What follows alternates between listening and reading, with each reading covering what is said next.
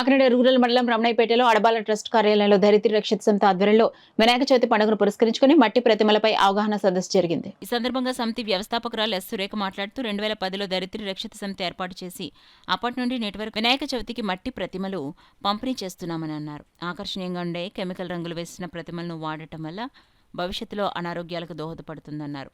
పూజానంతరం గంగలో నిమజ్జనం చేస్తే కాలుష్యంగా మారుతుందన్నారు. ప్రతివారు కాలుష్య నివారణలో భాగస్వాములు కావాలంటే మట్టి ప్రతిమలే వాడాలని సురేఖ తెలిపారు. మాజీ సర్పంచ్ అడబాల రత్నప్రసాద్ మాట్లాడుతూ ధరిత్రి సమితి ఆధ్వర్యంలో గత 14 సంవత్సరాలుగా మన రమణయ్యపేట గ్రామంలో మట్టి వినాయక ప్రతిమలు పంపిణీ చేస్తున్నారని అన్నారు. అదేవిధంగా ప్లాస్టిక్ సంచుల నివారణకు గాను వస్త్ర సంచులను కూడా అందజేస్తున్నారని తెలిపారు. అనంతరం మట్టి వినాయక ప్రతిమలు పంపిణీ చేశారు. ఈ కార్యక్రమంలో ఈశ్వరరావు, మురళి, బుధరాజు సత్యనారాయణ రాజు, చింతపల్లి సుబ్బారావు, అడబాల సత్యనారాయణ, రాఘవరావు తదితరులు పాల్గొన్నారు.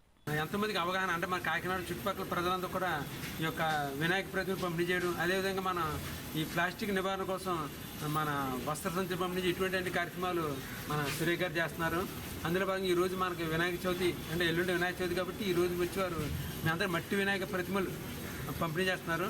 ఈ యొక్క మట్టి ప్రతిమ ఎందుకు ఉపయోగించాలి, ఇవాళ పవన్ కళ్యాణ్ గారు కూడా మనకి మన ఉప ముఖ్యమంత్రి పంచాయతీ శాఖ మంత్రి పవన్ కళ్యాణ్ గారు కూడా మట్టి వినాయకుడి ప్రతిమలనే దేవుని పూజించండి, అంతేగాని ఈ రంగురంగుల యొక్క ఆకర్షించి వాటిని కొనొద్దు, చేయొద్దు, వాటిని పూజించొద్దు అని కూడా చెప్పడం జరిగింది. మరి మనకు తెలిసి మన పూర్వకాలం నుంచి కూడా అందరూ కూడా వినాయక ప్రతిమల్ని ఒక మట్టి వినాయకుడు పూజించేవారు.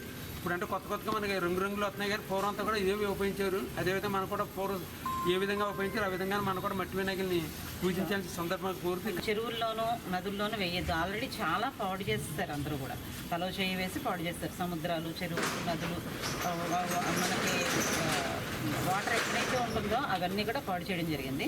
మన ఇంట్లోనే ఒక కుండీ తీసుకుని మనం చేసిన కుండీలో పెట్టి మనం పూజ చేసినటువంటి పుష్పాలు, పత్రి అన్నీ కూడా అందులో వేసేస్తే ఒక 10 రోజులకి అది ఒక మంచి ఎరువు కింద తయారవుతుంది. ఒక మొక్క కూడా వేసామంటే గణపతి మొక్క కింద మనం దాన్ని పూజించుకోవచ్చు. మీరు ఈ వయసులో ఆచరించి చూపించారనుకోండి, మీ చుట్టుపక్కల వాళ్ళు కూడా ఆదర్శంగా ఉంటారు.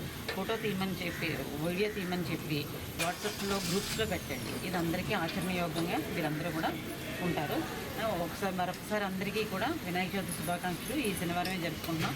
నాకు ఈ అవకాశం ఇచ్చిన రత్నప్రసాద్ గారికి కృతజ్ఞతలు